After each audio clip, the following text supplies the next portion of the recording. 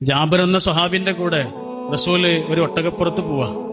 ആ ഒട്ടകം ജാബിറിന്റേതായിരുന്നു. അപ്പോഴാണ് റസൂൽ അറിയുന്നത് അദ്ദേഹത്തിന്റെ കല്യാണം കഴിഞ്ഞു വന്നു. ജാബിർ എന്ന റസൂലിന്റെ ഏറ്റവും അടുത്ത സുഹൃത്താ. പക്ഷെ എന്നിട്ടും അദ്ദേഹത്തിന്റെ കല്യാണക്കാരി റസൂൽ അറിഞ്ഞിട്ടില്ലായിരുന്നു കേട്ടോ. റസൂലിന് അതിൽ യാതൊരു പരിഭവം ഉണ്ടായിരുന്നില്ല.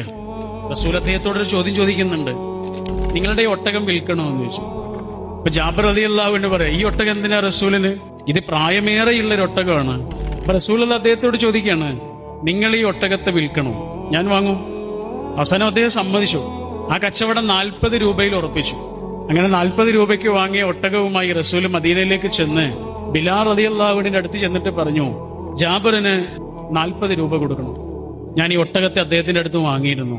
പിന്നെ ഈ ഒട്ടകവും കൊടുക്കണം, ഈ ഒട്ടകവും കൊടുക്കണം. റസൂലിന് ഒട്ടകം ആവശ്യമുണ്ടായിരുന്നില്ല. പക്ഷെ ജാബിറിന് പണം ആവശ്യമുണ്ടായിരുന്നു എന്ന് റസൂലിന് മനസ്സിലായി. എങ്ങനെ മനസ്സിലായി? മനുഷ്യന്റെ കണ്ണിൽ നിന്ന് അത് വായിച്ചെടുത്തു.